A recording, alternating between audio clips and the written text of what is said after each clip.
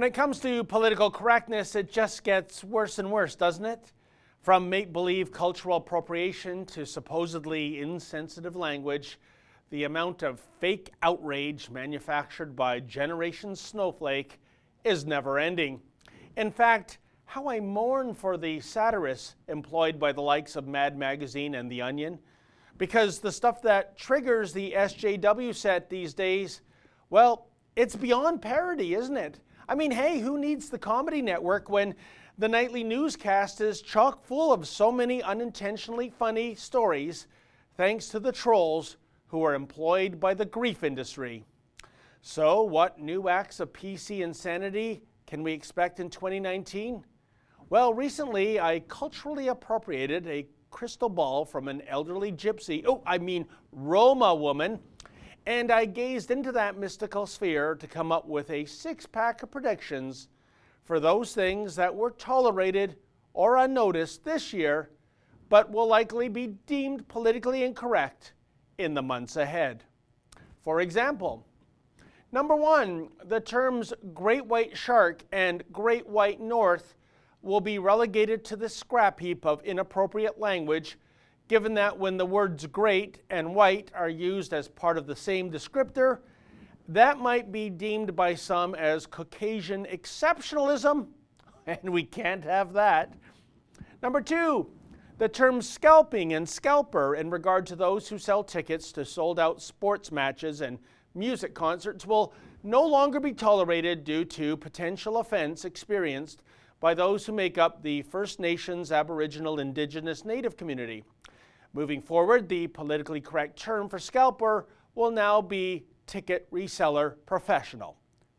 Number three, brainstorming as a descriptor for a group meeting in which ideas are tossed about for discussion will also come under the ban in 2019, given that brainstorming might be deemed as being insensitive to those suffering from mental illness. Number four, the term trans fats as a shorthand descriptor for unsaturated fatty acids will be renamed by the food science community in an effort to avoid creating potential offense to those who make up the obese transsexual community.